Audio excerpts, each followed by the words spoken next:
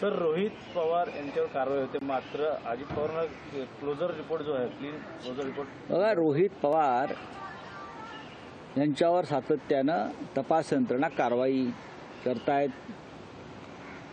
त्यांचा छळ केला जातोय, त्यांच्या कुटुंबियांचा छळ केला जातोय, त्यांना वारंवार तपासासाठी बोलवलं. असं काय गुन्हा केला रोहित पवारांनी?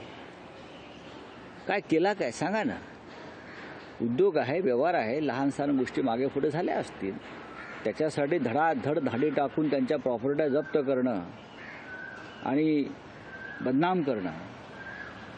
लोकसभा निवडणुका तोंडावर आहेत. याचं कारण असं आहे की रोहित पवार यांनी एक भूमिका घेतलेली आहे की कोणत्याही परिस्थितीमध्ये महाराष्ट्रावर आक्रमण करणाऱ्या दिल्लीच्या मोगलशाहीपुढे सध्याच्या न झुकण्याची भूमिका त्याने घेतली आहे, की आम्ही घेतली.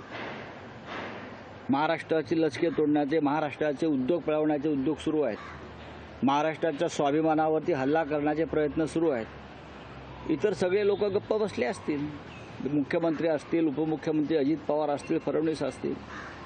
पण उद्धव ठाकरेजी, माननीय शरद पवार, रोहित पवार, संजय राऊत असे अनेक लोक आज आहेत. आमच्यावर कारवाया झाल्या, होतील. आम्ही तुमच्यासमोर घुटणे टेकणार नाही, गुडघे टेकणार नाही. रोहित पवारांनी हे स्पष्ट केलं. जर त्यांच्यावर कारवाई थांबवायची असेल तर रोहित पवारांनी भाजपात जायला पाहिजे. काय करायला पाहिजे सांगावं त्या फडणवीसांनी की रोहित पवार भाजपात त्या कारवाई थांबवतो. रोहित पवार जाणार नाहीत, कुठेच जाणार नाहीत. ते आपल्या आजोबांबरोबर ठामपणे उभे आहेत, जसं आम्ही आहोत. करा कारवाया तुम्ही, किती खोट्या कारवाया करणार. हा महाराष्ट्र हा स्वाभिमानी महाराष्ट्र आहे.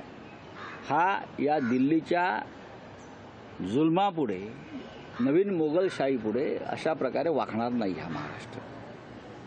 कारवाई करत राहा, आम्ही लढत राहू. आणि एक वेळ अशी येईल या महाराष्ट्रात तुम्हाला आमच्या पुढे गुडघे टेकावे लागतील. अशोक चव्हाण याच्या अगोदर काढता पाय करून भाजपमध्ये गेले, त्यामुळे कुठेतरी आता रोहित पवार यांच्यावरची कारवाई सुरू. अशा प्रकारची कारवाई अजित पवार यांच्यावर सुद्धा झाली. त्यांनी गुडघे टेकले आणि भाजपात पळून गेले. प्रफुल्ल पटेल यांची प्रॉपर्टी जप्त केली. इक्बाल मिर्चीशी संबंध असल्याचं पुरावे ईडीने दाखवले. ते भाजपात गेले, कारवाई थांबली. हसन मुश्रीफ काय झालं? अशोक चव्हाण, आदर्श घोटाळा, त्यांच्यावरच्या कारवाया थांबल्या. पण आमच्यासारखे लोक, अनिल देशमुख असतील, मी असेन, रोहित पवार असतील, अन्य काही लोक आहेत आमचे सहकारी, ते आपल्या पुढे नतमस्तक व्हायला, आपल्या पायाशी बसायला तयार नाहीत. कारण आम्ही स्वाभिमानी मराठी माणसं आहोत. आमच्यावर कारवाया करायच्या, आमची घरंदारं जप्त करायची. तुम्ही काही करा, पण माझा इशारा आहे की आमच्यासारखे स्वाभिमान्य लोक जोपर्यंत महाराष्ट्रात आहेत तोपर्यंत तुमची जी इच्छा आहे महाराष्ट्र तोडण्याची, मुंबई गिळण्याची, मराठी माणसाला अपमानित करण्याची, महाराष्ट्राला कमजोर करण्याची, ती तुमची इच्छा फलद्रूप होणार नाही. सर, शिवसेना